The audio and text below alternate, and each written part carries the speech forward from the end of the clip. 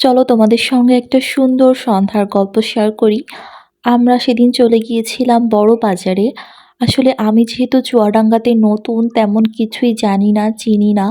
তাই জন্য আসলে কিছু ফুড গ্রুপে আমি ইচ্ছা করেই আরকি নিজে থেকে এড হয়েছি। তো প্রত্যেকটা গ্রুপেই দেখছিলাম চায়ের এই স্টলটা নিয়ে অনেক ভালো, ভালো রিভিউ। তাই জন্য ভাবলাম ঠান্ডা যেহেতু পড়েই গিয়েছে একটু চা খেয়ে আসা যাক। আর চা আমার শীত, গরম, ঠান্ডা সবসময়ই অনেক বেশি পছন্দের। মানে আসলে আমি প্রচণ্ড গরমেও চা খাই। তো আমি এখানকার মটকা চাটা ট্রাই করেছিলাম। যদিও এখানে আরো ২ টা ৩ টা চা আমার ট্রাই করার ইচ্ছা ছিল। তবে একদিনে তো আর অনেকগুলা চা খাওয়া যায় না।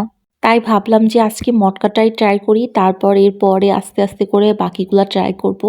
চাটা খেতে কিন্তু আসলেই অনেক বেশি মজা ছিল। তবে এখানে যেহেতু অনেক বেশি ভিড় ছিল, অনেক লোক ছিল, এইজন্য চাটা দিতে আসলে একটু দেরি হয়। স্টলটার ২ সাইডে অনেকগুলা টেবিল থাকা সত্ত্বেও সবগুলা টেবিল ফুল ছিল, এমনকি অনেক লোক দাঁড়িয়েও ছিল। আবার হচ্ছে একটা ফাঁকা হইতে না হইতে আবার ফুল হয়ে যাচ্ছিল। তার একটু সাইডেই ছিল এই পিঠা স্টলটা। এটা আসলে কলেজ রোডে দেখলাম আসলে অনেকগুলো স্ট্রিট ফুডই আছে। তো তারপর সেখান থেকে পিঠা খেয়ে আমি হচ্ছে এখান থেকে একটু ফুচকা খেতে চলে গেলাম। এখানে আসলে অনেক টাইপের কি বলে ওইটাকে, ফুচকার টক ছিল। এইজন্যই আসলে আমি চিন্তা করি এখান থেকে খাবো।